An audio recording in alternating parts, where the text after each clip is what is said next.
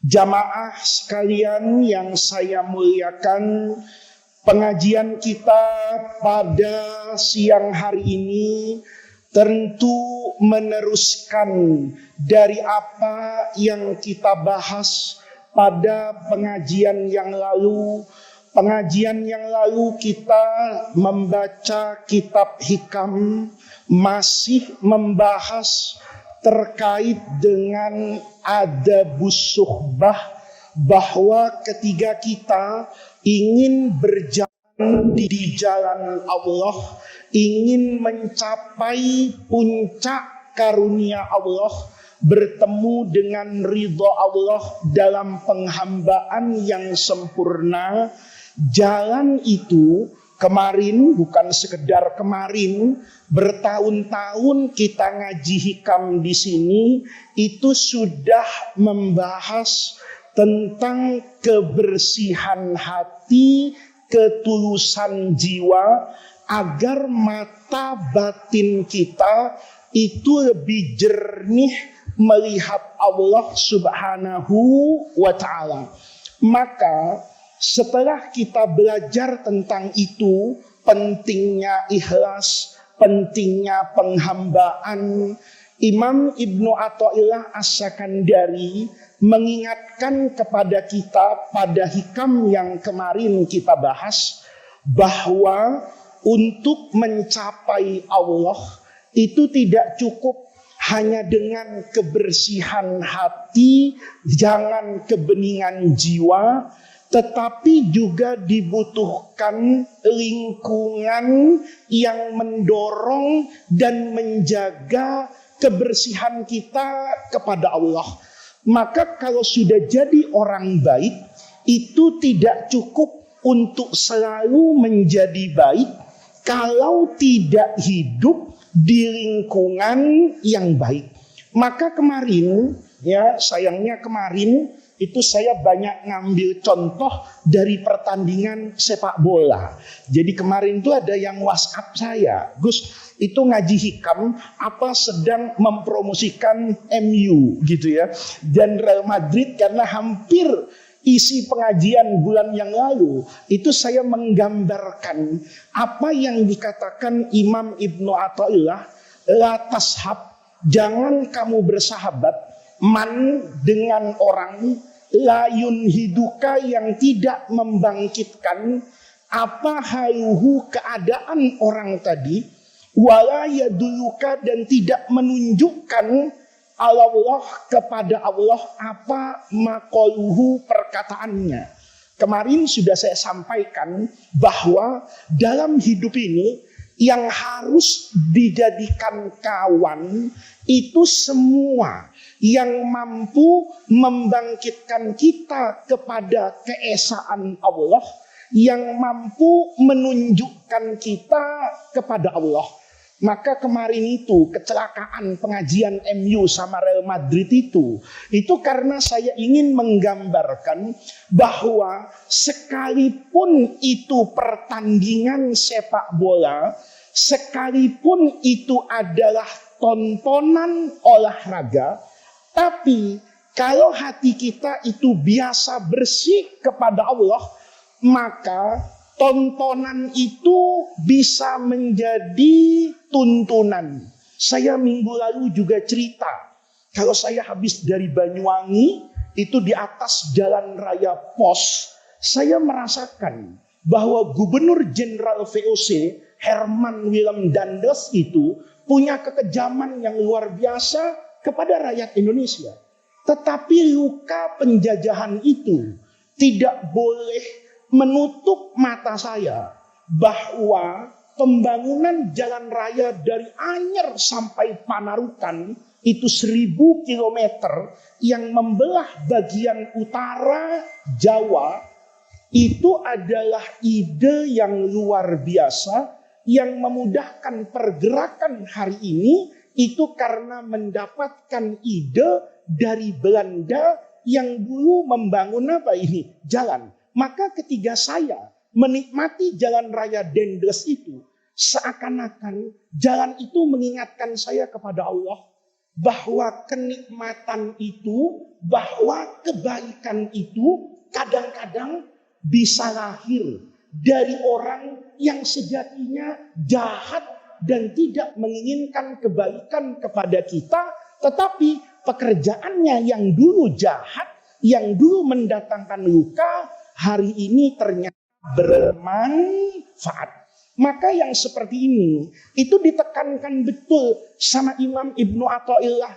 Anda kalau bersahabat, Anda kalau berguru, itu jangan tertipu dengan madhar. Tahu madhar enggak? Madhar itu gambar lahiriah. Di sini itu sering wali santri itu kalau ketemu saya, itu mengucapkan terima kasih ke saya. Itu kalau pakai hikam, saya tuh malu betul. Kalau belajar hikam ini, saya itu nggak merasa berhak sedikit pun untuk diberikan ucapan terima kasih oleh wali santri kepada saya. Kenapa? Wali santri ini kalau salaman sama saya, itu kan kayaknya saya orang paling benar sedunia. Ya, ini yang di depan saya ini, kalau ngelihat saya sekarang, saya ini kayak orang benar kan? Hah? Kayaknya kayak orang bener kan? Ya kayak orang bener, kenapa? Karena saya jadi ustadz. Gitu. Karena saya juru ngajar hikam. Tapi ketika Anda bubar, ini semua orang pulang semuanya. Di sini ada harta orang. Belum tentu saya jadi orang bener. Saya ini jadi orang bener karena ngajar hikam. Coba saya jadi gubernur. Mungkin saya lebih buas dari gubernur hari ini. Kalau saya jadi presiden, mungkin saya lebih rusak dari semua presiden yang ada di dunia ini. Saya ini bisa begini, itu kan karena jadi ustadz. Maka tanda ini, itu sebenarnya diingatkan loh sama Ibnu Athaillah dengan hikam ini. Kata beliau, jangan pernah bersahabat, jangan pernah berteman, jangan pernah hidup di lingkungan, di circle, kecuali lingkungan itu yang mengajak kamu kepada Allah. Maka wali santri itu, kalau pakai hikam, itu sering salah sama saya. Salahnya itu terlalu menganggap saya itu orang baik. Kan pasti ngomong, Gus Faiz, terima kasih ya sudah jaga anak saya. Semua orang kalau bicara pesantren, strukturnya kiai dengan santri pasti dipahami kiai yang menjaga santri. Kalau saya enggak. Orang tanya sama saya ini kan termasuk guru yang enggak pernah marah-marah. Ya, ini yang kelas 6 pernah diajar saya mulai tahun 2008 kayaknya. Angkatan kamu ya? 29 ya? 28. Kamu berapa? 29. Oke, 28. Ada angkatan 28. Saya pertama kali ngajar lagi di Darul Rahman setelah dari luar negeri. Itu ngajar angkatan 28. Itu rasanya, sekarang angkatan berapa Darul Rahman? 46. 47. Kalau 47, itu berarti ke sekarang. Itu hampir 20 angkatan. 20 angkatan di Darul Rahman yang pernah saya ajar. Itu yang paling sulit, ngelihat saya marah. Saya tuh nggak pernah marah, nggak bisa ngabsen. Aneh itu. Saya tuh nggak bisa ngabsen. Saya cuma takut kalau saya ngabsen, terus orangnya nggak ada. Begitu orangnya nggak ada, diomongin sama temennya. Lo tadi di absen sama Gus Faiz nggak ada. Lalu orang itu jadi takut. Saya tuh nggak mau punya santri yang takut sama saya, itu nggak mau. Saya kepengen santri itu kalau ngaji sama saya itu ya enak aja. Ya makan ketoprak boleh. Saya kan pernah bilang, saya kalau ngaji di kelas, kamu mau makan boleh, tapi jangan kerupuk. Karena berisik, itu aja kan. Kalau makan bubur ayam, boleh, nggak apa-apa. Saya bilang sama santri saya, kalau kamu mau keluar kelas, ya keluar. Ada orang tanya sama saya. Saya kalau ujian dulu, soalnya saya bocorin kan. Saya nggak pernah saya mau ujian, awas kamu. Sulit, nggak ada. Ini soalnya, ini soal apa? Soal ujian. Santri saya nanya, kok dibocorin? Allah aja bocorin, man rabbuka wa man nabiyuka, kata saya. Ujian yang paling penting saja dibocorin dengan jawabannya, masa iya? Cuman ngajar tarik tasrik kelas 5, kelas 6 enggak saya bocorin. Ya saya bocorin lah, kata saya. Ada orang tanya. Ini saya buka sekarang. Apa rahasianya? Saya itu sayang sama santri saya. Karena saya merasa Bukan saya yang menjaga santri, tapi santri sejatinya yang menjaga saya. Bukan saya yang menjaga santri, tapi santri yang menjaga saya. Kapan saya sadar itu? Bergaul dengan anak-anak kiai hebat. Ini di belakang ada Sarifuddin ini angkatan 15 di DR. Ini teman saya di Mesir dulu. Dulu ini terbuka aja sama Sarifuddin. Kita dulu kayaknya sholat subuh di Mesir sering kesiangan ya, kayaknya iyalah, ya kan?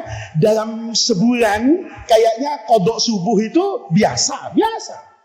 Nih, tapi repotnya ada YouTube, nanti anak Mesir merasa marah sama saya ini ya. Tapi dulu begitu. Dulu kita di pesantren jadi ustadz. Dulu kita di pesantren dipanggil Gus, anak kiai. Maka di depan santri, saya habis subuh itu mesti ada. Kenapa? Ngaji kan. Masih ingat kan? Angkatan 29 dulu, tiap habis subuh, itu saya tidak pernah telat. Assalamualaikum warahmatullahi wabarakatuh. Wirid. Asal wiridnya selesai, faiz ada. Kalian masih tahu kan? Pokoknya kamu habis wiritan di masjid, tidak lihat saya 5 menit pergi. Masih ingat? Karena saya dulu on time. Pokoknya asal 5 menit saya tidak datang, pergi kan? Ya, itu tandanya saya tidak niat ngajar. Kalau saya niat ngajar, saya harus hormati santri saya. Maka saya datang sebelumnya. Maka dulu masih ingat kan? Subuh-subuh itu, kadang-kadang saya ngantuk loh. Gitu loh. Kayak saya sekarang ini, yang jaga itu kan Anda, bukan saya. Kalau saya tadi mau tidur, tanya Fadil tadi. Saya ini dari Bogor, semalam kurang tidur. Saya bilang sama Fadil, Dil, Allah tuh maha kuasa. Kenapa? Saya sekarang tuh ngantuk banget. Saya mau tidur, ingat. Oh iya ya, sekarang pengajian hikam. Nggak jadi tidur saya. Nanti anehnya habis ngaji, itu mau tidur, nggak tidur-tidur saya. Jadi yang menjaga saya itu sebetulnya murid. Gara-gara Anda tuh datang tadi, saya begitu masuk pagar, itu saya kok motor mulai banyak, mobil parkir. Saya tanya, ini mau mudif nggak? Enggak ada mudif sekarang, pasti mau ngaji hikam. Itu saya mau alasan tadi sakit, itu malu sama Allah. Gitu. Malu saya. Padahal tadi saya setan gede ke saya. Tadi saya masuk itu, Pak Kiai lagi makan. Kata Pak Kiai, makan. Saya bilang dalam hati saya, kalau saya ikut makan di samping Pak Kiai, tambah ngantuk saya, kata saya. Tapi kepikiran juga, udah makan. Terus hikam gimana? Bubarin. Bilang Gus Faiz sakit, selesai. Lihat. Saya ngaji hari ini, kalau nanti diperiksa sama Allah niatnya, mungkin bersihan Anda daripada saya. Kenapa? Karena sejatinya begitu. Saya subuh bangun itu bukan karena Muhammad Faiznya. Karena kelas 6 mau ngaji sama saya. Buktinya, waktu di Mesir, saya tidak bangun subuh. Nih. Dulu, nih ada Sarifuddin lah teman saya. Dulu di Darul Rahman, sholat nggak pakai peci. Masya Allah, berat itu.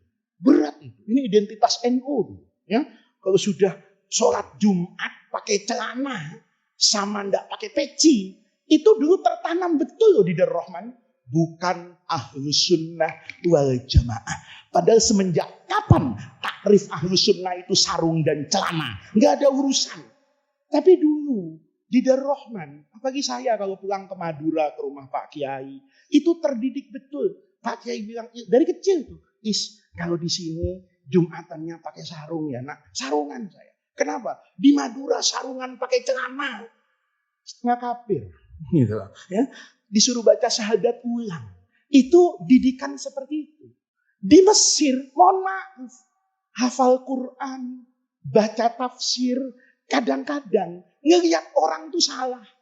Saya pikir mau ke stadion karena pakai baju Real Madrid, tahu-tahu balik ke masjid. Ngapain? Jumatan pakai training, pakai kaos. Saya bilang, iya ya. Saya ketika di luar negeri, wabil khusus di Mesir, kenapa ya berani sholat pakai kaos di masjid? Saya kok berani ya pakai celana Jumatan. Saya baru sadar, sejatinya yang menjaga saya itu bukan saya, tapi santri saya. Gara-gara punya santri, sarungan. Ya. Gara-gara punya santri, sarungan. Coba nggak punya santri. Apa kira-kira saya sarungan? Kan enggak juga. Saya kadang-kadang bersyukur begitu loh. Ya, saya semenjak dulu diangkat jadi pengurus NO di PBNU, itu jadi sarungan. Sekarang anak saya itu marah betul. Karena kalau mau pergi, itu saya mesti sarungan. Kenapa? Saya alhamdulillah ya, sudah 4 tahun enggak punya celana. Ya. Jadi hari ini anak saya tuh minta, Bi, yuk ke Pondok Indah Mall. Saya ke mall. Anehnya, saya mulai terbiasa. Ya, iya, saya ke mall udah biasa sekarang. Apalagi kemarin, macet betul. Tanya sama Fadil. Dil, ini macet betul. Saya enggak mau ganti baju nih, enggak suci gitu. Mau cari musola di mana ya? Lewat pas PIM Pondok Indah Mall gitu. Kata saya Bang Fadil, Dil, masuk. Ngapain Gus? Saya mau sholat di situ katanya. Kenapa? Ini musolanya enak, enggak ada gerimisnya kata saya. Karena waktu kan hujan deras Jakarta. Itu dulu rasanya berat betul untuk pakai sarung. Ya, Anda jangan bilang, tapi kan masuk mall sarungnya BHS. Orang mall nggak tahu BHS, gitu ya. Yang tahu BHS itu santri dari Rahman. Masuk saya sarung, tapi saya jadi paham. Ternyata yang menjaga saya itu belum tentu Quran. Saya punya Quran, saya hafal, saya pahami. Saya baca hadis, saya hafal dan saya paham. Ternyata yang jaga saya itu sarungan. Karena sarungan, orang kan nggak berani aneh-aneh ke saya. Apalagi kalau saya pakai baju hitam, sarungnya hitam. Ada cewek berani deketin saya. Oh, takut. Ini dukun pesugihan kayaknya bajunya lihat. Jadi nasihat ini dalam benar. Jangan berteman kecuali dengan sesuatu yang akan mendekatkan kamu kepada siapa itu? Allah. Maka cintai, kata saya guru-guru di Darul Rahman itu, saya cintai santri. Kalau bukan karena santri, mungkin kita nggak berakhlak. Kalau bukan karena santri, mungkin kita nggak beribadah. Kalau bukan karena santri, mungkin kita nggak pinter. Makanya dulu guru saya itu bilang gini, as-su'al, bertanya itu nisful ilmu, separuh dari ilmu. Ada orang selalu berpandangan, kalau di majelis kayak gini, itu yang penting ustadz. Murid juga penting. Coba, kalau muridnya bodoh-bodoh, saya ngajarnya sembarangan. Saya kalau ngajar hikam di Darul Rahman, itu semalaman baca kitab saya. Kenapa? Yang hadir al-mukarram. Gitu loh. Kalau di lapangan, saya salah i'rab, diem semua. Tapi saya salah di sini, ini banyak yang mungkin sudah doktor. Ini mungkin banyak yang sudah hatam Fathul Wahab. Kalau saya aneh-aneh, kelihatan bodoh, sepi pengajian ini. Maka sejatinya yang membuat pintar saya siapa? Tatapan Anda ini. Ya. Anda ketika menatap saya di Darul Rahman sekarang, itu saya ngeri. Rozak ini saya nggak ngeri tuh. Waktu angkatan 30. Ngaji di kaki saya tiap subuhnya nak. Tapi sekarang sudah tamat dari Darul Rahman sekian tahun. Kan dia tambah pinter. Kan dia tambah ngaji. Kalau saya 15 tahun tambah pinter, dia juga sama. 15 tahun tambah pinter. Begitu saya ngelihat nih, ngaji alumni, maka sejatinya yang memintarkan saya itu bukan saya. Tapi Anda yang datang ke saya. Ngelihat kan sebagian ya ada yang muda, ada yang as-sabiqunal awwalun, kan macam-macam nih. Kalau ngaji hikam nih, ya. Kalau ngaji hikam di masjid ini kan aromanya juga beda-beda. Ada yang parfum wangi, ya kan? Ada yang minyak angin, ya kan? Itu kan, wah, kalau yang parfum wangi-wangi nggak takut saya. Tapi kalau sudah bau minyak angin, ini mateng ini dengan ngaji ini. Saya nggak bisa main-main. Itu maknanya. Kata Ibnu Athaillah, kadang-kadang kita tidak merasa bahwa yang menjaga itu santri kita. Kenapa? Karena kita pernah hidup tanpa santri, ternyata kita itu hanya bisa baik kalau jadi ustaz. Kita itu hanya bisa pinter kalau ngajar. Kalau kita tidak punya kewajiban ngajar, sejatinya kita itu orang yang apa ini? Yang bodoh. Nah, ini para hadirin, itu yang ditekankan oleh Imam Ibnu Athaillah. Jadi mulai sekarang, itu pinter-pinter cari lingkungan, pinter-pinter cari tempat, pinter-pinter cari teman. Begitu temannya baik, itu pasti akan mengarahkan kepada sesuatu yang baik. Maka setelah teman, ini dikasih lagi. Ini nasihat yang luar biasa dari Ibnu Athaillah. Supaya orang itu tidak sombong. Ini hikmah yang mau kita baca hari ini. Setelah kita berteman, dengan orang tadi yang mampu mendorong kita kepada Allah. Berarti pesannya, kita itu kalau berteman, bertemanlah dengan orang baik yang mendorong kita untuk semakin dekat kepada Allah. Jangan berteman dengan orang tidak baik. Apa bahayanya? Bahayanya itu sombong. Lihat. Rubbama, ini hikmah yang selanjutnya, lanjutan dari yang minggu lalu. Rubbama kunta musian fa'arakal ihsana minka suhbatuka ila man huwa aswa'u halan minka. Rubbama, ada kalanya, boleh jadi, bisa saja, kunta, kamu musian, sejatinya masih bodoh, sejatinya kamu itu musian, masih jahat. Tetapi orang yang jahat ini kadang-kadang sudah merasa baik. Ini banyak kan? Kita kadang-kadang nih baru sholat tahajud 2 hari, itu merasa Imam Ghazali. Gitu. Kita ini baru dapat potongan TikTok dari orang alim, maka potongan itu dijadikan dalil untuk menghakimi banyak orang. Banyak kan kita? Baru ngaji gini, oh iya, salah. Udah kayak paling bener sendiri. Padahal baru dapat satu apa itu? Bukan satu ilmu, satu potongan TikTok. Ini kata Imam Ibnu Athaillah, bahayanya orang berteman bukan dengan orang baik, itu bahayanya rubbama, boleh jadi, seringkali kunta musian. Kamu itu sejatinya masih jahat, sejatinya masih maksiat, sejatinya masih bodoh. Tapi fa'aroka, ada sesuatu yang memperlihatkan al-ihsana, kebaikan, minka, ada sesuatu yang memperlihatkan kepadamu seolah-olah kamu itu orang baik. Apa yang memperlihatkan kamu seperti orang baik? Suhbatuka, persahabatanmu ilaman huwa, kepada orang aswa'u, yang lebih jahat, yang lebih bodoh, halan keadaannya minka. Ini hikam sebetulnya sederhana banget. Ingat pelajaran dulu di Darur Rahman. Kalau soal duniawi, falyanzur ila man huwa asfala minhu. Tapi kalau soal ibadah, kebaikan, jangan lihat yang di bawah.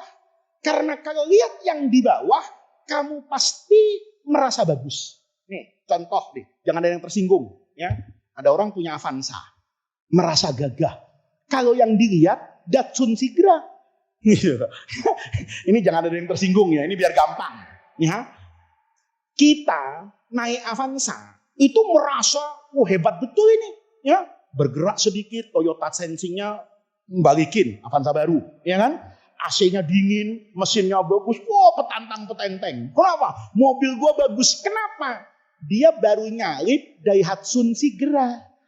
Maka merasa, ya subhanallah, orang kaya saya ya, mobilnya kayak begini.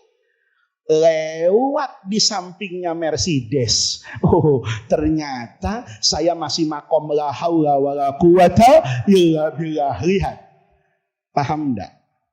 Kita ini jangan selalu bergaul dengan orang yang ibadahnya kurang, yang akhlaknya buruk. Nanti kita terjebak para paradigma, saya lebih baik dari dia. Kalau sudah lebih baik dari dia, nggak ada ningkatnya. Ngelihat orang misalnya nih, sedekah 1.000. Maka begitu dia sedekah 100.000, merasa hebat. Tapi kalau ngelihat orang yang sedekah 1 juta, maka dia akan katakan, ya Allah, ternyata ini masih 100.000, belum satu apa ini? Juta. Orang kalau ngelihat begitu terus, Pak, ini berbahaya. Oh, begitu yang satu nggak pernah sholat misalnya, nggak pernah tahajud, nggak pernah duha. Maka sekali Anda sholat duha, itu udah merasa cukup. Alhamdulillah, seminggu sekali masih duha. udah bagus lah. Ono nanti nggak duha-duha. Nanti kok ke neraka nggak apa-apa. Ya kan dia lebih parah dari gua. Mungkin dia dulu yang dihisap sama Allah. Kan gua masih punya begini. Nih, ini logika yang berbahaya. Termasuk apa? Saya nggak mau kasih contoh di ibadah ya. Karena kalau di ibadah sudah paham semua lah. Tapi kalau di sosial, itu bahaya. Kalau saya punya ilmu, tapi tidak pernah saya uji sohih kepada orang lain atau kepada lingkungan yang berbeda, maka nanti saya sudah merasa ada di puncak keilmuan, padahal boleh jadi ilmu yang saya miliki itu boleh jadi benar, tapi belum tentu bijaksana. Ada orang lain ilmunya nanti benar sekaligus bijaksana. Kita ini kalau punya ilmu nih, kayak saya nih, misalnya nih, itu butuh sekali untuk keluar. Makanya saya dari dulu itu paling suka gabung sama orang. Padahal saya cari-cari masalah. Gitu. Saya dulu jadi pengurus Majelis Ulama Indonesia, MUI Pusat itu. Jadi anggota Komisi Fatwa. Itu bukan sekedar, ya kalau untuk gaji, nggak ada gajinya di MUI gitu loh. Tapi saya ingin apa? Oh iya, saya kalau terus-terusan di Darul Rahman, bisa jadi Fir'aun. Kenapa? Apa ada yang berani menentang saya di Darul Rahman? Walaupun urusan fikih. Ayo, guru-guru ada masalah ini Gus. Ini ada orang nanya, santri kita begini-begini. Saya jawab, itu hukumnya halal. Enggak ada guru yang berani ngelawan saya. Itu haram, itu makruh, pindahkan. Ini enggak benar, ini begini. Pasti nurut terus soalnya. Kalau saya seperti ini 10 tahun, maka saya terdidik tuh jadi ustadz kuping tipis. Asal ada orang berbeda dengan saya, seolah-olah dia sedang menentang agama. Padahal yang dia tentang itu bukan Islam, tapi pemahaman saya terhadap apa ini? Islam. Begitu masuk komisi fatwa, saya ketemu dengan banyak orang. Ada akademisi, ada kiai, ada persis, ada Muhammadiyah, ada NU, ada begitu banyak orang pintar. Maka di situ Gus nggak berlaku, kiai nggak berlaku, doktor gelar akademisi nggak berlaku. Yang berlaku apa? Ilmu dengan ilmu, buku dengan buku, pendapat dengan pendapat. Ketika seperti itu, maka saya belajar banyak sekali dalam hidup saya. Oh iya ya, sesuatu yang selama ini saya anggap benar, ternyata kurang benar. Selama ini saya berpandangan begini. Ternyata setelah saya bertemu dengan banyak orang, dengan kondisi yang berbeda, saya ternyata belum sepintar, sepandai, sealim perasaan saya. Nah, ini penting banget. Karena kalau nggak seperti itu, nggak pernah bergaul dengan banyak orang, itu mungkin merasa benar sendiri. Dulu waktu ngaji sama Syekh Ali Jum'ah di Mesir, itu ada banyak orang yang kemudian menyalahkan Syekh Ali Jum'ah seakan-akan keluar dari kaidah baku amar ma'ruf nahi munkar. Syekh Ali Jum'ah itu pernah cerita bahwa Imam Ibnu Hajar Al-Asqalani, ini Syarihul Bukhari, ini orang yang paling alim, dikatakan Amirul Mukminin fil hadis. Ini kalau beliau punya buku namanya Fathul Bari. Dulu di Darul Rahman buku kecilnya kita pelajari namanya Bulughul Maram. Itu Ibnu Hajar. Itu ngarang hadis kitab Fathul Bari. Syekh Jum'ah itu dalam pendidikan tarbiyah itu pernah cerita bahwa Imam Ibnu Hajar Al-Asqalani itu belajar dari orang yang berjualan rokok di depan Masjid Al-Azhar. Jadi Syekh ini Imam Ibnu Hajar ini kan pada abad ke-7 Hijriah ya, fil qarnis sabi Hijri. Itu imam besar di Al-Azhar. Imamnya orang alim baik dalam ilmu hadis, dalam madhabnya Al-Imam Asy-Syafi'i. Pada puncak keilmuannya, Ibnu Hajar itu selalu menggunakan ukuran fikih. Ibnu Hajar selalu menggunakan ukuran mustalahul hadis. Kapan hadis ini dianggap sahih? Kan harus rawinya. Sikotun misalnya, sabtun, adlun, tulul mulazamah, al-liqa, itu semua dilakukan apa itu? Check and recheck. Maka ukurannya kalau hadis ilmu mustalah hadis. Kalau fikih ukurannya adalah ilmu-ilmu yang berkaitan dengan apa itu? Fikih. Satu hari Imam Ibnu Hajar Al-Asqalani berangkat ke Masjid Al-Azhar sekarang itu. Begitu sampai di depan masjid nih, Imam Ibnu Hajar kan mau ke pengimaman. Karena tidak ada orang di Mesir pada masa itu di Kairo yang berani jadi imam di Masjid Al-Azhar kalau ada Imam Ibnu Hajar Al-Asqalani. Ini bukan imamnya masyarakat Mesir. Ini Imamul A'immah Syaikhul Masyayikh. Ini bukan guru saya. Ini kata orang Mesir. Bahkan gurunya guru saya. Orang hebat. Masuk ke masjid jalan. Kan biasa. Kalau kiai besar itu banyak yang mengiringi. Tapi dulu bukan untuk gagah-gagahan. Untuk nanya nih. Biasa murid yang nanya nggak puas di majelis. Itu ikut gurunya kemana aja. Supaya nanti bisa ngobrol di tengah-tengah perjalanan siapa ini? Kiai. Masuk. Said Ibnu Hajar itu ke Masjid Al-Azhar. Di pintu masjid. Itu dia ngelihat. Yang dulu orang itu diremehkan. Disebut Syekh Farghali itu di Mesir. Kata saya Jum'ah. Duduk di depan Masjid Al-Azhar. Itu jualan rokok. Paham gak? Parah banget ini. Kalau jualan pisang masih lumayan. Jualan rokok di pintu masjid. Maka Ibnu Hajar itu kan gak kenal dengan beliau.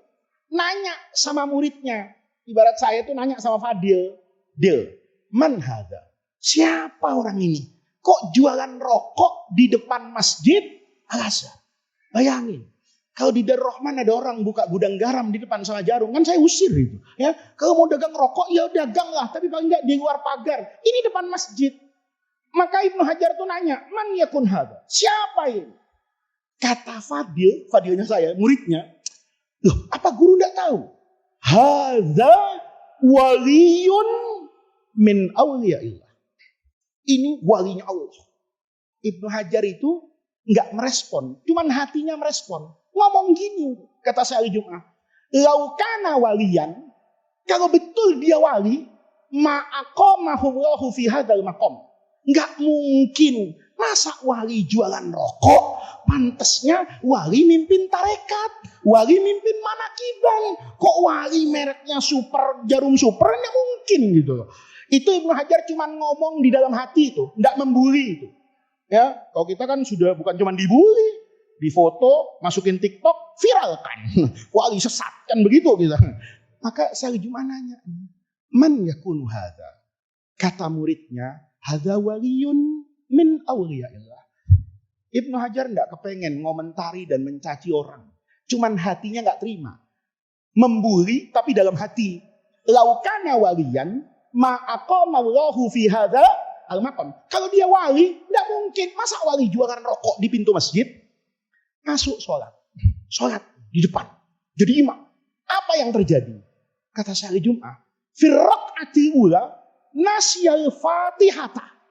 Lupa nggak baca fatihah. Kebangetan. Imam Darul Rahman, fatihah pasti nggak lupa.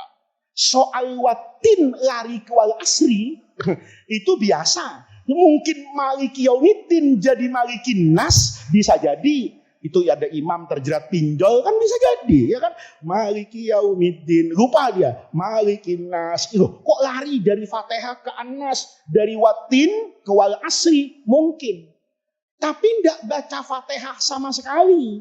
Buat makom seorang Ibnu Hajar yang hafal jutaan hadis itu tidak mungkin. Begitu Allahu Akbar, Bismillahirrahmanirrahim, langsung baca surah. Yang di belakang, astagfirullahaladzim, imam besar. Tapi semua orang memaklumi. Kan memang manusia itu tempatnya salah dan lupa. Apa yang terjadi? Selesai sholat, ya semua orang memaklumi. Kecuali murid satu nih, yang nakal dan berani. Jadi murid nakal dan berani itu ada manfaatnya. Ya. Murid yang berakhlak nih, kalau di Darul Rahman, kelasnya A, absennya 1 sampai 15. Ini biasanya anak-anak yang ahli, pinter, berakhlak. Ini biasanya memaklumi. Tapi yang nakal-nakal itu penasaran. Ada muridnya satu di belakang, nggak tenang. Ada apa ini sama guru ya? Kok bisa-bisanya lupa Fatihah semuanya, itu gimana ini? Nggak masuk akal. Maka nunggu orang. Semua orang bubar jalan. Dia menghadap Imam Ibnu Hajar al-Asqalani. Maulana Syekh, saya minta waktu. Ada apa? Saya mau tanya. Tanya apa? Tanya tapi jangan ada orang. Berdua aja. Oh ya silakan. Kata Imam Ibnu Hajar. Apa pertanyaannya? Tanya aja gampang. Guru, kok bisa guru? Fatihah lupa rakaat pertama itu gimana ceritanya guru? Kalau saya ditanya begitu sama santri saya, udah pikirin besok ujian, mikirin Fatihah saya lagi alfiah yang bener apalin, kan gitu kan? Ibnu Hajar itu memang tawadu orangnya. Mendengar, kata dia, oh kamu ingin tahu itu ya? Iya guru, saya penasaran guru. Ini kejadian apa? Isyarat apa? Loh, yang namanya Imam Ibnu Hajar lupa Fatihah. Kalau sekarang itu viralnya lebih viral dari ributnya PBNU itu, ya kan? Ya kan lebih viral dari itu. Ini kok bisa? Ibnu Hajar al-Asqalani lupa Fatihah kullaha tidak dibaca. Kata Ibnu Hajar, ya wajarlah namanya manusia. Saya juga punya hilaf dan lupa. Muridnya ini karena bandel, ngeyel. Nggak mungkin guru. Guru nggak mungkin lupa. Guru hafalannya kuat. Kata Ibnu Hajar, ya setiap orang pasti pernah lupa. Nggak mungkin. Guru ini tidak mungkin lupa. Kecuali, ini berani banget ini. Kecuali guru ada dosa sama Allah. Kalau saya jadi saya tampar murid saya, ya kan? Nuduh saya dosa. Guru nggak mungkin. Kalau saya guru lupa Fatihah, lupa sholat, itu pantas. Emang saya murid kebelangsak kan begitu. Tapi Ibnu Hajar al-Asqalani, Imamul A'immah, Amirul Mukminin fil hadis, tidak mungkin lupa kecuali ini hukuman atas dosa yang guru kerjakan. Jadi kalau punya murid yang rada kurang ajar itu ada manfaatnya. Saya bisa cerita kayak gini. Coba muridnya tawadu semua, nggak ada ceritain. Ibnu Hajar, kalau kata sekarang, itu kena mental. Kenapa kena mental? Memang dia lupa Fatihah. Maka ada orang yang mengingatkan, ini penting. Jadi kiai itu jangan tinggi hati. Gitu loh. Jangan semuanya tuh kiai benar terus. Enggak. Muridnya nih. Begitu dengar guru. Tidak mungkin seorang Imam Ibnu Hajar al-Asqalani bisa lupa Fatihah. Kecuali ada dosa besar irtakabtahu fi haqqin nas. Gimana? Holis berani nggak Lis ngomong kayak gitu sama saya? Lis yakin nggak berani? Ya, biar angkatan senior nggak berani. Orang ini berani sekali. Ibnu Hajar, ini guru yang baik, hamba yang baik, merasa mikir-mikir, iya juga ya. Saya bisa hadis sanad sampai Nabi yang memerlukan perjuangan besar, saya hafal. Kok Fatihah bisa lupa? Maka begitu muridnya, jangan-jangan guru punya dosa. Kata Ibnu Hajar, Ta'al, duduk, yuk hitung dosa saya. Coba, keren banget. Guru, hari ini guru bangun jam berapa? Masya Allah, berani gak kira-kira kamu nanya sama saya, bangun jam berapa, lalu apa yang dilakukan? Ibnu Hajar ngomong, saya bangun tadi sebelum subuh, anakku. Terus mandi, terus wudhu, terus tahajud, terus sholat, terus sholawat, terus mutalaah kitab, terus ke masjid. Ngapain guru? Tahiyatul masjid. Rakaat al-fajri. Khairun minad dunya wa ma fiha. Coba, keren kan? Habis itu ngapain guru? Wirid lah. Masa megang WhatsApp Ibnu Hajar? Enggak mungkin. Ya wirid saya. Kadang-kadang kan aneh juga ya. Ada kiai masih sempat WhatsAppan menjelang qomat itu. Ini ya wiridan kata dia. Habis wirid ngapain guru? Yang ngimami. Subuh. Habis subuh ngapain guru? Ngajar. Sampai kapan? Syuruk. Begitu syuruk, duha. Terus habis duha, pulang. Ngapain? Ngasih uang belanja buat istri. Terus balik ke masjid. Ngapain? Ngajar. Dicari-cari ini. Ya. Dicari-cari. Jadi guru dari tadi subuh bangun sampai sekarang nggak ada dosa. Berdasarkan apa ini? Akuntansi. Nih, aktiva dan pasifa. Aktivanya nih banyak banget. Pasifanya nggak ada. Sholat subuh, zikir, wirid, ngajar, semuanya ada. Nggak ada dosa saya. Tapi emang dasar muridnya ini bangor banget. Coba ingat-ingat lagi guru. Ya. Masa nggak ada guru? Kenapa? Nggak mungkin guru. Fatihah hilang. Wong guru soleh banget. Dari bangun sampai sekarang. Itu nggak ada kan guru dosa. Iya, coba ingat-ingat lagi guru. Diingat-ingat lagi. Yang ada malah nambah pahala. Oh iya, kata Ibnu Hajar. Tadi duhur ada murid saya. Habis ngaji hikam kayaknya lemes banget. Saya tanya, kenapa nak kamu lemes habis ngaji? Nggak ada ongkos buat pulang guru. Diongkosin sama gurunya nih. Nih ongkos pulang. Wah, kata muridnya, bukan itu yang kita cari guru. Dosa. Yang pahala jangan diingat-ingat. Dosa. Nggak ingat. Ya karena Ibnu Hajar. Kalau saya memang Ustadz pantas dihajar gitu loh. Bukan Ibnu Hajar. Nggak ada. Muridnya ngotot. Coba guru ingat-ingat lagi. Ingat dia. Oh iya.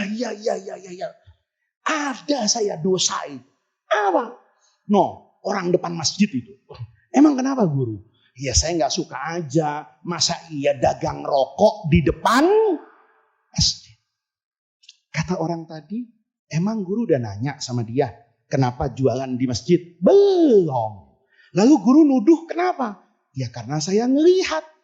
Kata muridnya, kalau di Darul Rahman saya tampar murid itu, ya kan? Kata muridnya, guru, kan kita nggak boleh guru menghakimi orang sekedar dengan apa yang kita lihat dan apa yang kita dengar, tanpa kita pernah tahu peran apa yang sedang dia lakukan di dunia ini. Jangan mudah melihat orang mengerjakan sesuatu yang tidak pantas menurut kita, karena boleh jadi pekerjaan yang tidak pantas menurut kita itu sangat pantas dikerjakan oleh orang itu karena situasi dan kondisinya yang berbeda. Bukankah agama itu selalu mengedepankan husnudzon? Karena kalau Anda berhusnudzon, Allah tidak akan pernah bertanya pada hari kiamat, lima hasanta dzannaka bil fulan. Enggak ada.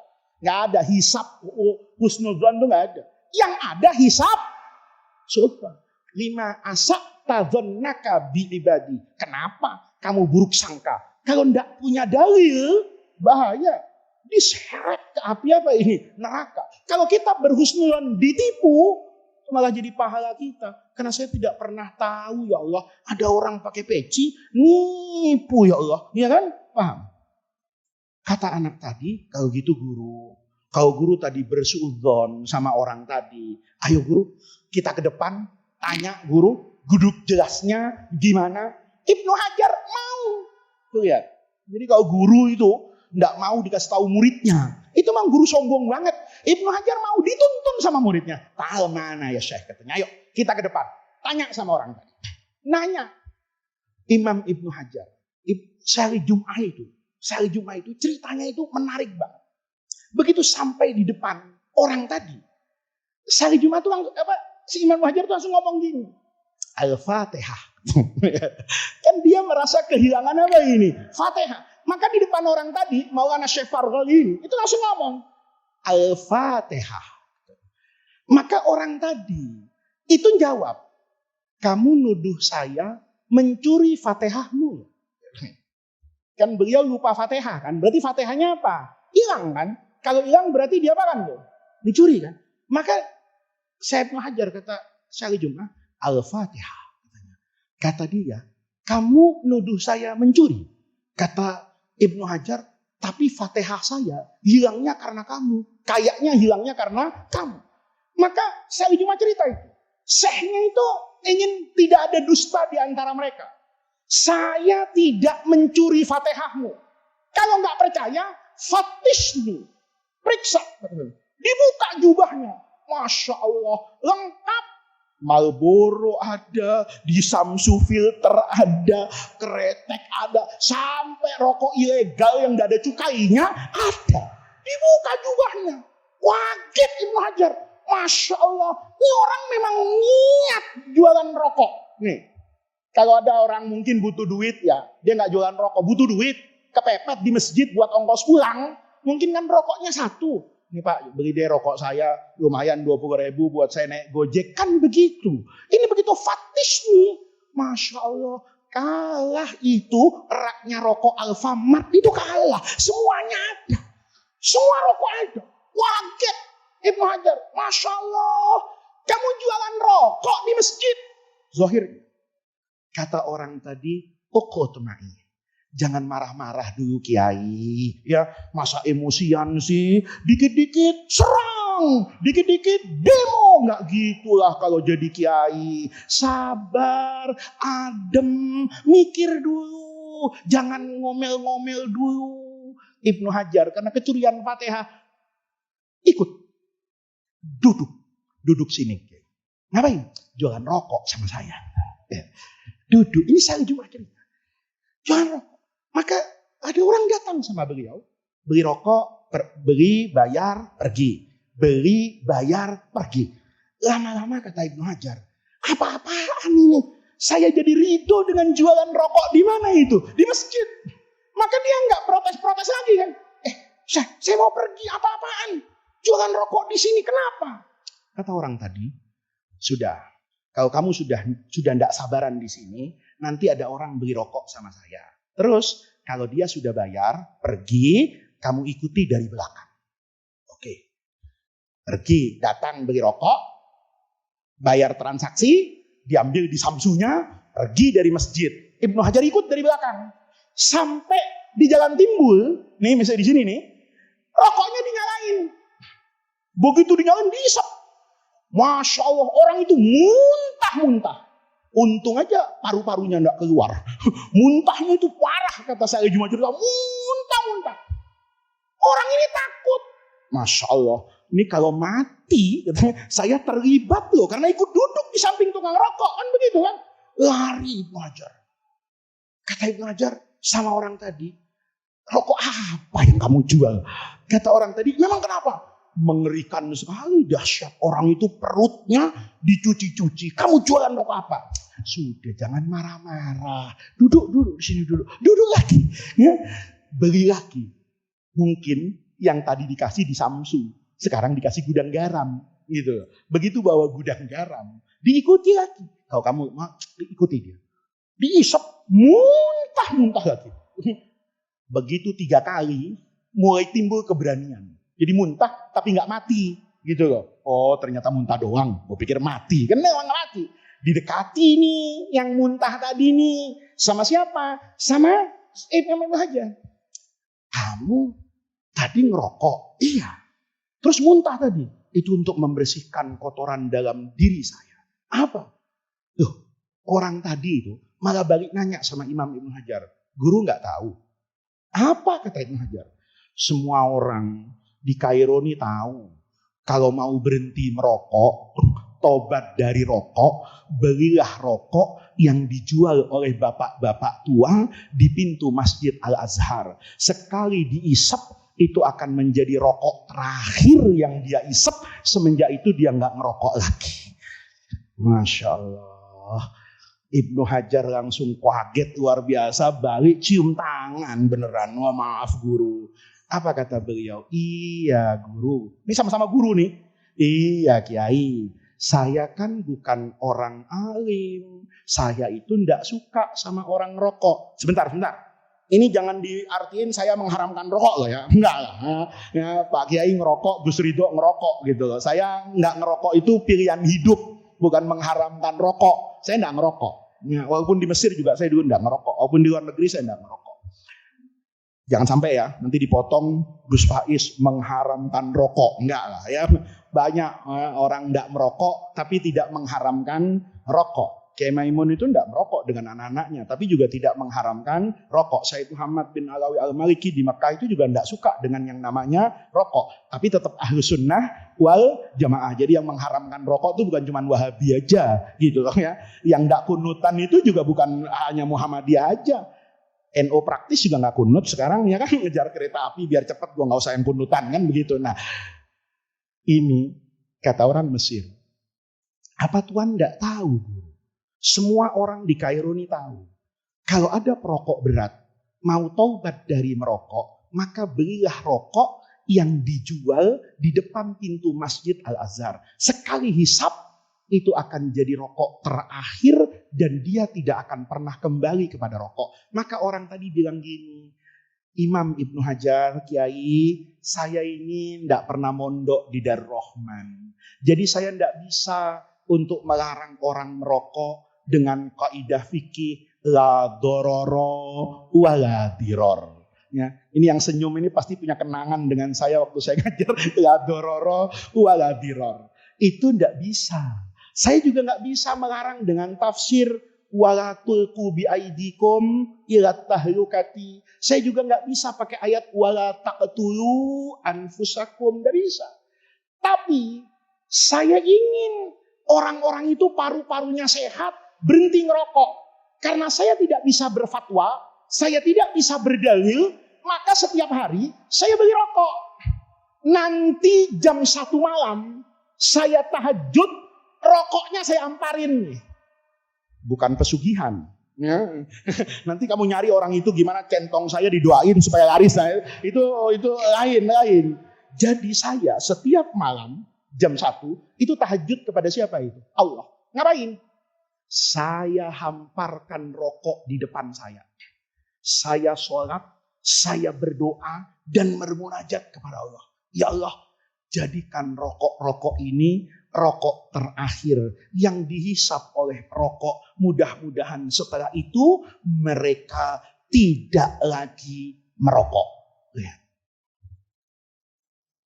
Kamu jangan berdebat sama saya lah. Ya. Itu caranya ma'ruf nggak Pak? Sudahlah. Ya, ihya'nya hataman saya lah daripada Anda tentang amar ma'ruf nahi mungkar. Yang jelas idza ta'arodo mafsadatani. Kalau ada dua mafsadah, kalau saya berdakwah langsung, rokok itu haram, maka orang-orang yang ngerokok itu nggak akan datang ke Masjid Ar-Rahman. Kenapa? Gua nggak ngaji sama Faiz. Kenapa?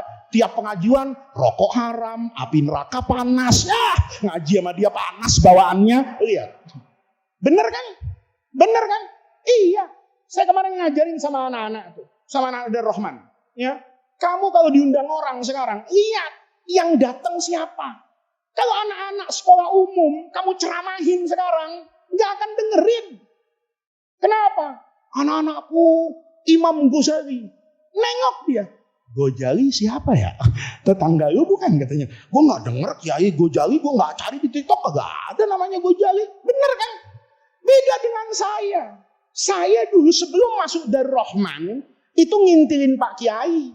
Pak Kiai di Masjid Matraman, Pak Kiai di Masjid Cikini. Ya saya dengerlah Imam Syafi'i sama Imam Ghazali. Begitu Pak Kiai bilang, belajar kamu biar nanti pinter kayak Imam Syafi'i. Paham saya. Oh, Imam Syafi'i yang sering diomongin di Masjid Matraman. Kan begitu. Ya, kalau anak sekarang, anak-anakku, kamu harus ngaji seperti Ibnu Athaillah. Atau siapa? Namanya aneh ya. Katanya begitu. Anak-anak satu. Ya. Atau anak-anakku, ittaqullaha haqqa tuqatih wa la tamutunna illa wa antum. Anak sekarang, gue gak ngaji sama dia, ngeri. Dikit-dikit qala ta'ala, dikit-dikit haram, sempit gue ngaji sama dia. Lihat. Apa dia salah? Salah. Tapi cara saya berdakwah juga salah. Coba saya bikin film animasi Scooby-Doo Tobat. Masya Allah. Ya kan? Anak SD saya buat animasi Scooby-Doo Tobat. Min syuruti taubati. Puterin dulu film Scooby-Doo nih. Yang dia bandel begini-begini. Ujungnya nangis-nangis. Ya kan? Saya tidak akan ulangi lagi kata Scooby-Doo-nya. Saya ngajar di SD. Tuh anak-anakku. Jangan tertawa sekarang. Menangis di masa yang akan datang. Dulu Pak Kiai ngomong gitu, dengerin semuanya. Tapi anak baru di Dar-Rahman sekarang nggak dengerin. Tapi kalau diputerin Scooby-Doo, Masya Allah, mereka marem banget. Besoknya, jangan nakal lu. Kemarin kan kita ngaji sama Syekh Scooby-Doo radhiyallahu anhu. Quran juga menjadikan anjing sebagai wasilah. Ashabul Kahfi itu, anjing yang najis mughalladhah. Tapi dikasih contoh sama Allah bahwa mereka yang tetap ada pada keimanan itu punya kedudukan yang berbeda. Makanya kan saya sering bilang kalau ada anjing itu jangan ditimpukin. Nanti anjingnya ngomong, gua keturunan Ashabul Kahfi, lu keturunan siapa? Kan begitu ya. Bayangin. Itu namanya ketika saya bisa seperti ini, itu berangkat dari mana? Itu berangkat dari tadi. Karena saya bergaul dengan banyak orang. Oh iya ya, saya yang didengar di pengajian hikam itu belum tentu didengar di SMA. Saya yang bisa ngajar tenang di kelas 6 Darul Rahman, itu belum tentu bisa ngajar di SD. Kenapa saya merasa bisa? Saya sekarang sama Fadil itu, saya suruh tanya, Dil, kalau ada undangan tanya dulu, kata saya. Kenapa? Jangan sampai saya suruh ceramah depan anak TK, musibah, kata saya. Lah iya, saya pernah soalnya kayak gitu. Saya pikir, ya Allah, kata saya, ya gimana mau ceramah apa saya depan anak TK? Mau pakai hikam, bingung saya. Tapi kalau saya dikasih tahu, kan persiapan. Persiapan gimana? Saya belajar. Belajar dengan siapa? Stand up comedy itu. Itu guru saya. Saya hormat sama Abdur. Abdur yang suka bikin podcast sama saya itu. Saya hormat sama dia. Kenapa? Dur, gara-gara ente, saya kadang-kadang bisa menguasai panggung. Kenapa? Karena saya diperlihatkan oleh Allah. Ada yang kamu bisa, ada yang kamu tidak bisa. Tapi kalau kita bergaul dengan orang yang malas, dengan orang yang jahat, dengan orang yang di bawah pada aspek agama, maka kita tidak pernah punya cita-cita. Kenapa? Standarnya begitu. Sama kan? Dulu waktu di Darul Rahman kan gitu. Kalau seminggu sebelum ujian, itu di kelas pegang buku semua, maka yang nggak pegang buku itu panik. Satu mutolaah, satu nahwu, ini nulis insa, dibengong aja. Kayaknya gue nggak naik kelas nih. Kenapa? Semuanya pegang buku. Tapi kalau yang itu tidur, yang ini putus cinta, ya kan? Yang ini bercanda, dia datang bawa buku, malah ditutup. Terlalu rajin gue. Kenapa? Teman-teman belum ngapa-ngapain, tutup dia. Lihat tuh.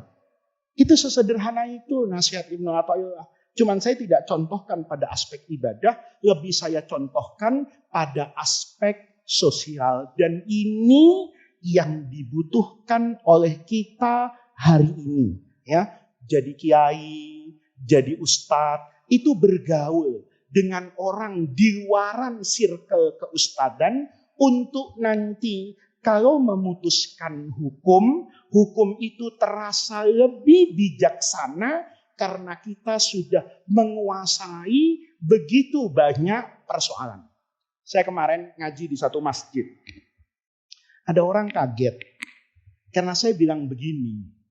Sejatinya Islam itu disampaikan, dijelaskan, diterangkan. Itu bukan menggunakan Quran yang berdiri sendiri. Bukan menggunakan hadis yang berdiri sendiri. Tetapi dia sejatinya menggunakan akal yang melahirkan ilmu. Contohnya. Ini kan mayoritas pernah kuliah di UIN kan. Seandainya nggak ada Quran, UIN tuh bubar. Seandainya nggak ada hadis, apa ada fakultas syariah? Nggak ada. Apa ada fakultas usuluddin? Kenapa ada usuluddin? Kenapa ada syariah? Kenapa ada dakwah? Gara-gara ada Quran. Ya benar toh. Laki bersentuhan sama perempuan, wudhunya batal apa enggak? Tanya sama Quran, nggak jawab. Nggak jawab. Yang jawab batal siapa? Imam Syafi'i. Yang jawab nggak batal siapa? Imam Abu Hanifah. Yang batal atau tidak batalnya bersyarat siapa? Imam Malik. Ya. Pakai apa? Pakai ilmu. Maka ilmu hari ini itu jangan merasa ngaji sudah hatam kitab, lalu putusan itu menafikan orang lain. Ada banyak ilmu sejatinya hari ini itu yang perlu bertanya kepada orang sehingga apa? Putusannya bijaksana. Contoh. Dulu Pak Kiai, apalagi Bu Nyai, itu nggak mau makan kepiting. Karena kepiting itu haram. Kalau saya tanya sama pamannya Pak Kiai, Kiai tua, itu semuanya pasti fatwanya kepiting haram. Tapi Kiai muda bukan saja halal, doyan. Iya. Saya dulu dengan Gus Ridho, tanya Gus Ridho di Wilayang, ya. Dulu tuh menyentuh kepiting tuh takut, masih kecil. Tanya sama Kak Arit. Megang kepiting tuh kayak megang babi itu. Haram. Kenapa? Karena kita ngajinya kepiting itu haram. Tahun 2000, ini masalahnya. Majelis Ulama Indonesia, NU, Muhammadiyah, itu dalam diskusinya ngundang profesor kepiting. Itu masalahnya. Ditanya secara sains, Prof, kepiting itu binatang darat, binatang air, apa amfibi, darat dan air? Prof Profesor kepiting bil ijma. Ini penting nih, ya. Bil ijma. Ijma'nya bukan sukuti loh, ijma bayani. Semua ru'us kepiting, ahli-ahli kepiting, fakaru kepiting, pakar-pakar kepiting, itu sedunia berfatwa bahwa ini binatang air. Semenjak itu semua kiai makan kepiting, bahkan makannya banyak-banyak. Ada teman saya itu habis bahas fatwa kepiting, itu makan kepiting satu nampan. Saya tanya, banyak amat makannya. Kodoan lillahi, kodoan lisanawatil madiyati. Ini kodok karena bertahun-tahun kita mengharamkan kepiting. Lihat, kenapa kepiting itu kemudian sekarang halal? Bukan kiai yang salah, tetapi boleh jadi ilmu pengetahuan tentang kepiting dulu itu terbatas. Yang memutuskan itu bukan kiai. Jangan merasa hebat sendiri. Saya dalam urusan obat, vaksin, itu ngelihat bodoh. Maka saya dulu terima kasih sama Kiai Ma'ruf dulu. Saya dikasih kesempatan untuk sekolah, belajar, ketemu pakar. Untuk menentukan. Saya itu termasuk yang ikut debat persoalan kosmetik gitu. Kosmetik itu kan sekarang ada pemutihnya. Pemutihnya itu, semua kosmetik, itu pasti pakai bahan dasar, saya lupa nama kerennya, itu pakai ari-ari. Ya, saya lupa ari-ari bahasa kerennya apa namanya. Apa namanya? Plasenta. Nah, itu pasti. Nih, di semua make up itu ada plasenta. Nih, saya tanya plasenta itu apa? Ari-ari. Lalu hukumnya halal apa haram? Itu bukan kiai yang memutuskan. Panggil dulu dokter hewan. Persoalannya jangan bicara ari-ari sapi apa ari-ari sapi juga bermasalah kata saya. Masalahnya di mana? Saya mau tanya, ari-ari itu punya bayinya apa punya ibunya? Karena konsekuensi fikihnya berbeda. Kalau ari-ari itu ikut ibunya, maka ibunya harus disembelih. Karena saya tidak boleh memanfaatkan apapun dari binatang hidup kecuali dia sudah diapakan itu, disembelih. Kalau ini punya anaknya, ya, maka kalau sudah terpisah, anaknya harus disembelih. Kalau masih dalam kandungan ibunya, asal ibunya disembelih, maka anaknya sudah menjadi apa ini? Halal. Maka plasentanya, lihat, nggak sesederhana itu fikih. Terus kiai, nggak bisa. Menurut saya itu punya. Menurut saya itu pakai dalil apa kiai? Masa pakai dalil marfu dan mansub? Nggak masuk akal. Dalilnya apa? Fisiologi. Tuh lihat, begitu saya kenal kayak begitu, saya baru paham. Iya ya, ternyata saya belum sepinter yang saya bayangkan. Itu nanti nggak selesai. Plasenta itu daging, telur, apa kotoran? Siapa yang bisa jawab? Ayo, biar Anda punya fatul qorib, fatul muin, sampai fatul izar, sampai buka pusing bajunya, itu nggak akan ketemu. Kenapa? Itu bukan urusan kiai. Yang menentukan itu kan beda. Kalau dia telur, maka tidak perlu diapakan? Sembelih. Kalau dia kotoran, malah haram dimanfaatkan. Kalau dia daging, dia ikut siapa? Lihat. Kalau kita bergaulnya cuma dengan orang yang begitu-begitu aja, nggak pinter. Saya begitu vaksin, itu ngaji. Ngaji, kata Kiai Ma'ruf, kamu nggak tahu itu. Saya udah nggak mudeng. Tapi kalau yang muda-muda itu ikut dengar sama dokter, kamu nanti bisa paham. Paham saya. Tripsin babi itu apa? Enggak semuanya terus dalam vaksin ini mengandung babi, terus ada babinya. Ya enggak ada babinya. Kenapa? Boleh jadi yang namanya tripsin babi itu berfungsi hanya seperti api. Nih, saya mau buat obat. Tapi yang memanaskan itu apinya dari babi. Bukan berarti api nyala gitu. Api ini kan digunakan untuk memasak.